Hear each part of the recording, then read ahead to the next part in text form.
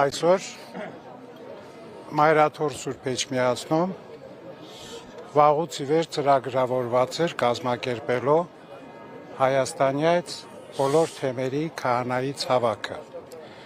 Եվ տարիներ շարունակ քահանայից այդ հավաքը ղեկավարում է Միքայել arczepiskopos Աչապահյանը։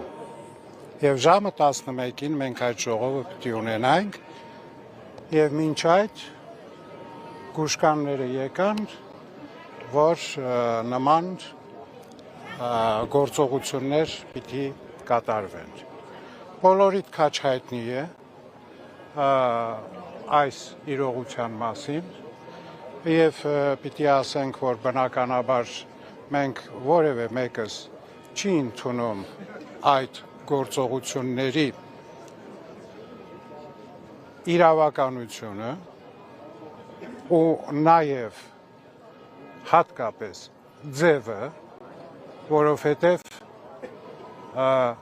մի այնպիսի հանցագործի չեն եկել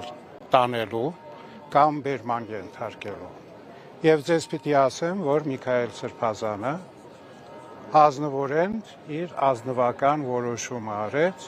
որ ինքը պիտի գնա, որովհետև ինքը նախ եւ առաջ հանցագործ չէ, եւ ինքը կգնա, եթե կարող են հաստատել նրա հանցագործությունները, այդ պարագային այլևս ուրիշ գործողություններ կլինեն։ Ուրեմն, ուզում եմ պատմել այն, ինչ որ տեղի ունեցավ ընդամենը այս վերջի ժամի ընթացքում, որովհետև ինձ ասեցին, որ արդեն շրջանառվում է տարբեր ուրեմն Facebook-յան եւ այլ նման եւ հատկապես մեր պաշտոնյաներ, իշխանական պաշտոնյաներ եւ այդ ամենը ուզում եմ նախ եւ առաջ ասելու բոլորը տեսակ Միքայել Սրբազանը ինքնական որոշումներ, մենք բոլորս հարգում ենք նրա որոշումը, որովհետև ամենալավ պայքարը արժանապատիվ պայքարն է եւ երբևէ Միքայել Սրբազանը որևէ մեկի ետևում չի պահկվել, չի պահմտել